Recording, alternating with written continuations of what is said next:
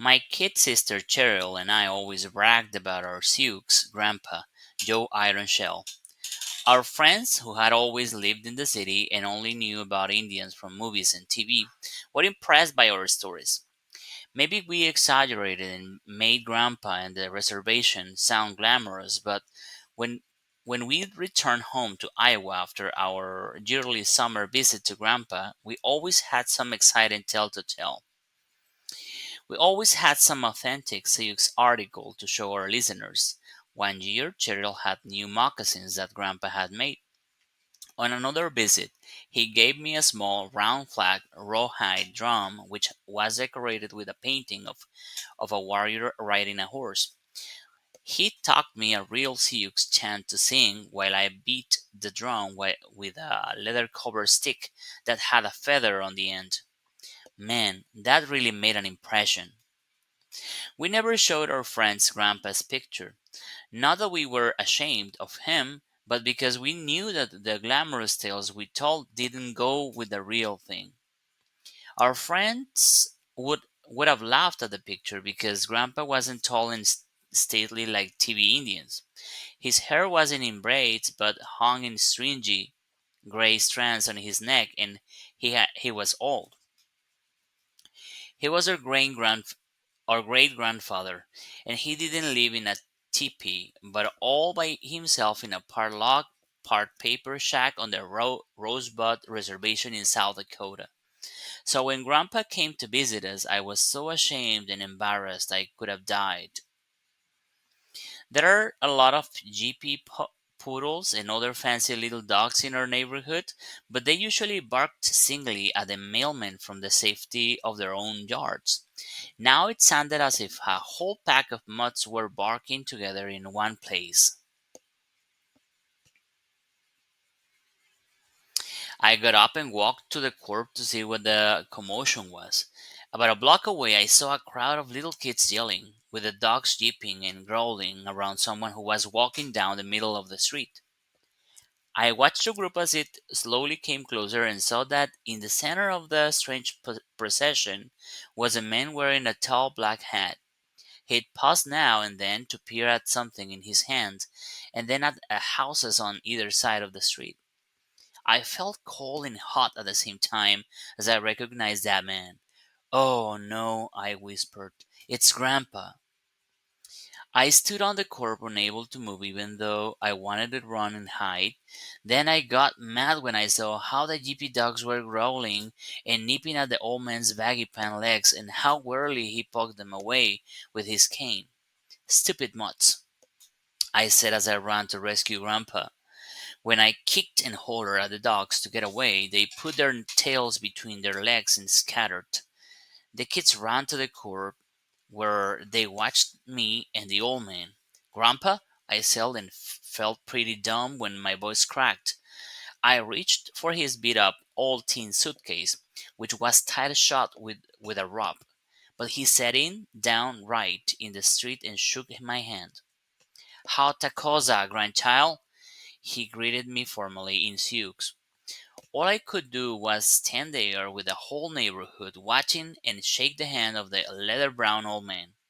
I saw how his gray hair straggled from under his big black hat, which had a drooping feather in its crown. His rumpled black suit hung like a sack over his stooped frame. As he shook my hand, his coat fell open to expose a bright red satin shirt with a beaded bolo tie under the collar. His getup wasn't out of place on the reservation, but it sure was here, and I wanted to sink right through the pavement. "Hi," I muttered with my head down. I tried to pull my hand away when I felt his bony hand trembling and looked up to see fatigue in his face. I felt like crying. I couldn't think of anything to say, so I picked up Grandpa's suitcase, took his arm, and guided him up the driveway to our house. Mom was standing on the steps. I don't know how long she'd been watching, but her hand was over her mouth and she looked as if she couldn't believe what she saw. Then she ran to us. "Grandpa," she gasped. How in the world did you get here? She checked her move to embrace Grandpa, and I remembered that such a display of affection is unseemly to the Sioux and would embarrass him. How, Mary? He said as he shook Mom's hand. She smiled and took his other arm. As we supported him up the steps, the door banged open, and Cheryl came bursting out of the house. She was all smiles and was so obviously glad to see Grandpa that I was ashamed of how I felt. Grandpa, she yelled happily, you came to see us. Grandpa smiled, and Mom and I let go of him as he stretched out his arms to my 10-year-old sister, who was still young enough to be hugged. Wisin- Wisinka- Wisinkala, little girl, he greeted her and then collapsed. He had fainted. Mom and I carried him into her sewing room where he had a spare bed. After we had Grandpa on the bed, Mom stood there helplessly patting his shoulder. Shouldn't we call the doctor, Mom? I suggested, since she didn't seem to know what to do. Yes, she agreed with a sigh. You make Grandpa comfortable, Martin. I reluctantly moved to the bed. I knew Grandpa wouldn't want to have my mom undress him, but I didn't want to either. He was so skinny and frail that his coat slipped off easily. When I loosened his tie and opened his shirt collar, I felt a small leather pouch that hung from a thong around his neck. I left it alone and moved to remove his boots. The scuffed old cowboy boots were tight and he moaned as I put pressure on his leg to jerk them off. I put the boots on the floor and saw why they fit so tight. Each one was stuffed with money. I looked at the bills that lined the boots and started to ask about them, but Grandpa's eyes were closed again. Mom came back with a basin of water. The doctor thinks Grandpa is suffering from heat exhaustion, she explained as she bathed Grandpa's face. Mom gave a big sigh. Oh, him, Martin. How do you suppose he got here? We found out after the doctor's visit. Grandpa was angrily sitting up in bed while Mom tried to feed him some soup. Tonight you let Mary feed you, Grandpa, spoke my dad, who had who had gotten home from work just as the doctor was leaving. You're not really sick, he said, as he gently pushed Grandpa back against the pillows. The doctor said you just got too tired and hot after your long trip. Grandpa relaxed, and between sips of soup, he told us of his journey. Soon after our visit to him, Grandpa decided he would like to see where his only living descendants lived and what their home was like. Besides, he admitted sheepishly he was lonesome after we left. I knew everybody felt as guilty as I did, especially Mom. Mom was all Grandpa had left. So even after she married my dad, who's a white man and teaches in the college in our city, and after Cheryl and I were born, Mom made sure that every summer we spent a week with Grandpa. I never thought that Grandpa would be lonely after our visits, and none of us noticed how old and weak he had become. But Grandpa knew, and so he came to us. He had ridden on buses for 2.5 days. When he arrived in the city, tired and stiff from sitting for so long, he set out, walking to find us. He had stopped to rest on the steps of some buildings downtown, and a policeman found him. The cop, according to Grandpa, was a good man who took him to the bus stop and waited until the bus came and told the driver to let Grandpa out at Bellevue Drive. After Grandpa got off the bus, he started walking again, but he couldn't see the house numbers on the other side when he walked on the sidewalk, so he walked in the middle of the street. That's when all the little kids and dogs followed him.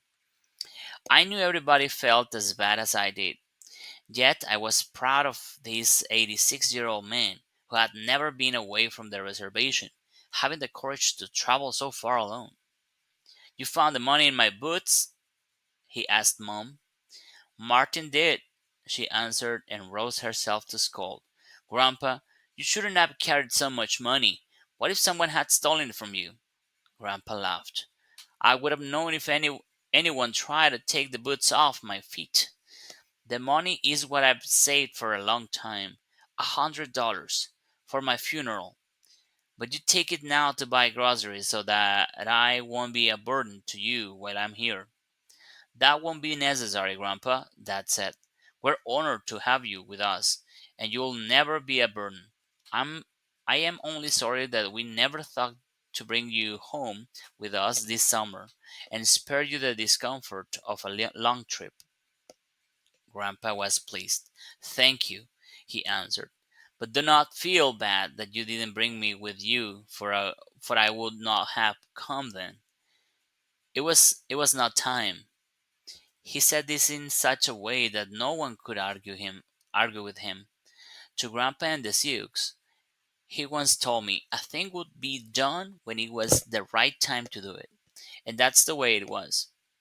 Also, Grandpa went on looking at me, I have come because it is soon time for Martin to have the medicine bag.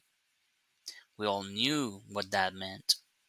Grandpa thought he was going to die and he had to follow the tradition of his family to pass the medicine bag, along with its history, to the oldest male child. Even though the boy, he said, still looking at me, bears a white man's name, the medicine bag will be his. I didn't know what to say. I had the same hot and cold feeling that I had when I first saw Grandpa in the street. The medicine bag was the dirty leather pouch I had found around his neck. I could never wear such a thing, I almost said aloud. I thought of having my friends see it in the gym class, at the swimming pool, and could imagine the smart things they would say. But I just swallowed hard and took a step toward the bed. I knew I would have to take it, but Grandpa was tired. Not now, Martin, he said, waving his hand in dismissal. It is not time. Now I will sleep. So that's how Grandpa came to be with us for 2 months. My first kept asking to come see the old man. My friends kept asking to come see the old man, but I put them off. I told myself that I didn't want them laughing at Grandpa. But even as I made excuses, I knew it wasn't Grandpa that I was afraid they would laugh at. Nothing bothered Cheryl about bringing her friends to see Grandpa. Every day after school started there be a crew of giggling little girls or round-eyed little boys crowded around the old man on the patio, where he'd gotten in the habit of sitting every afternoon. Grandpa would smile in his gentle way and patiently answer or their questions, or he'd tell them stories of brave warriors, ghosts, animals, and the kids listened in awed silence. Those little guys thought Grandpa was great. Finally, one day after school, my friends came home with me because nothing I said stopped them. We're gonna see the great Indian of Bellevue Drive, said Hank, who was supposed to be my best friend. My brother has seen him 3 times, so he ought to be well enough to see us. When we got my house, Grandpa was sitting on the patio. He had on his red shirt, but today he also wore a fringed leather vest that was decorated with beads. Instead of his usual cowboy boots, he had solidly beaded moccasins on his feet that stuck out of his black trousers. Of course, he had his old black hat on. He was seldom without it, but it had been brushed and feathered in the beaded headband was proudly erect, its tip a brighter white. His hair lay in silver strands over the red shirt collar. I stared just as my friends did, and I heard one of them murmur, Wow. Grandpa looked up, and when his eyes met mine, they twinkled as if he were laughing inside. He nodded at me and my face got all hot. I could tell that he had known all along. I was afraid he'd embarrass me in front of my friends. Hawk Axilas, boys! He greeted and held out his hand. My buddies passed in a single file and shook his hand as I introduced them. They were so polite I almost laughed. How there, Grandpa? And even a how do you do, sir? You look fine, Grandpa, I said as the guys sat on the lawn chairs or on the patio floor. Hun, yes, he agreed. When I woke up this morning, it seemed the right time to dress in the good clothes. I knew that my grandson would be bringing his friends. You guys want some lemonade or something? I offered. No one answered. They were listening to Grandpa as he started telling how he'd killed the deer from which his best was made. Grandpa did most of the talking while my friends were there. I was so proud of him and amazed at how respectfully quiet my buddies were. Mom had to chase them home at supper time. As they left, they shook Grandpa's hand again and said to me, Martin, he's really great. Yeah, man. Don't blame you. Don't blame you for keeping him to yourself. Can we come back? But after they left, Mom said, "No more visitors for a while, Martin. Grandpa won't admit it, but his strength hasn't returned. He likes having company, but it tires him." That evening, Grandpa called me to his room before he went to sleep. "Tomorrow," he said, "when you come home, it will be time to give you the medicine bag." I felt the heart squeeze from where my heart is supposed to be and was scared, but I answered, "Okay, Grandpa." All night I had weird dreams about thunder and lightning on a high hill. From a distance I heard the slow beat of a drum. When I woke up in the morning I felt as if I hadn't slept at all. At school it seemed as if the day would never end, and when it finally did, I ran home. Grandpa was in his room sitting on the bed. The shades were down and the place was dim and cool. I sat on the floor in front of Grandpa, but he didn't even look at me. After what seemed a long time, he spoke. "I sent your mother and sister away. What you will hear today is only for a man's ears. What you will receive is only for a man's hands." He fell silent, and I felt shivers down my back. "My father, in his early manhood," Grandpa began, "made a vision quest to find a spirit guide for his life. You cannot understand how it was in that time, when the great Teton Sioux were first made to stay on the reservation. There was a strong need for guidance from Wakantanka, the Great Spirit, but too many of the young men were filled with despair and hatred. They thought it was hopeless to search for a vision when the glorious life was gone and only the hated confines of our reservation lay ahead. But my father held to the old ways. He carefully prepared for his quest with a purifying sweat bath, and then he went alone to High Butte top to fast and pray. After 3 days he received his sacred dream, in which he found, after long searching, the white man's iron. He didn't understand his vision of finding something belonging to the white people, for in that time they were the enemy. When he came down from the butte to cleanse himself at the stream below, he found the remains of a campfire and the broken shell of an iron kettle. This was a sign which reinforced his dream.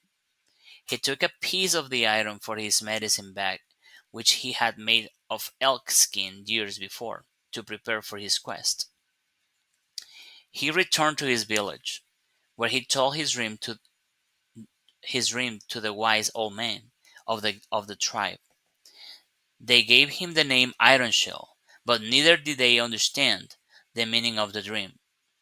This first Iron Shell kept the piece of iron with him at all times, and believed it gave him protection from the evils of those unhappy days. Then a terrible thing happened to Iron Shell.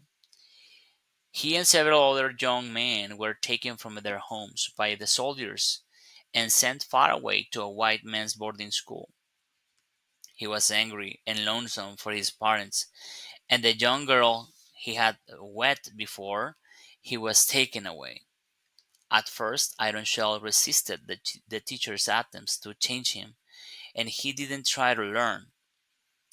One day, it was his turn to work in the school's blacksmith shop. As he walked into the place, he knew that his medicine had brought him there to learn and work with the white man's iron. Iron Shell became a blacksmith and worked at the trade when he returned to the reservation. All of his life and treasured the medicine bag. When he was old and I was a man, he gave it to me, for no one made the vision quest anymore. Grandpa, Grandpa quit talking, and I stared in disbelief as he covered his face with his hands. His shoulders were shaking with quiet sobs, and I looked away until he began to speak again. I kept the bag until my son, your mother's father, was a man and had to leave us to fight in the war across the ocean. I gave him the bag, for I believed I would protect him in battle, but he didn't take it with him. He was afraid that he would lose it. He died in a faraway place. Again, Grandpa was still, and I felt his grief around me. My son, he went on after clearing his throat, had only a daughter, and it is not proper for her to know of these things. He unbuttoned his shirt, pulled out the leather pouch, and lifted it over his head. He held it in his hand, turning it over and over as if memorizing how it looked. In the back, he said he opened he said as he opened it and removed two objects, is a broken shell of the iron kettle, a pebble from the boot, and a piece of the sacred sage. He held the pouch upside down and thus thrifted down. After the bag is yours, you must put a piece of prairie sage within and never open it again until you pass it on to your son. He replaced the pebble and the piece of iron and tied the bag. I stood up, somehow knowing I should. Grandpa slowly rose from the bed and stood upright in front of me, holding the bag before my face. I closed my eyes and waited for him to slip it over my head, but he spoke. No, you need not wear it. He placed the soft leather bag in my right hand and closed my other hand over it. It wouldn't be right to wear it in this time and place where no one will understand. Put it safely away until you are again on the reservation. Wear it then, when you replace the sacred sage. Grandpa turned and sat again on the bed. Wearily he leaned his head against the pillow. Go, he said. I will sleep now. Thank you, Grandpa, I said softly and left with the bag in my hands. That night, Mom and Dad took Grandpa to the hospital. 2 weeks later, I stood alone on the lonely prairie of the reservation and put the sacred sage in my medicine bag.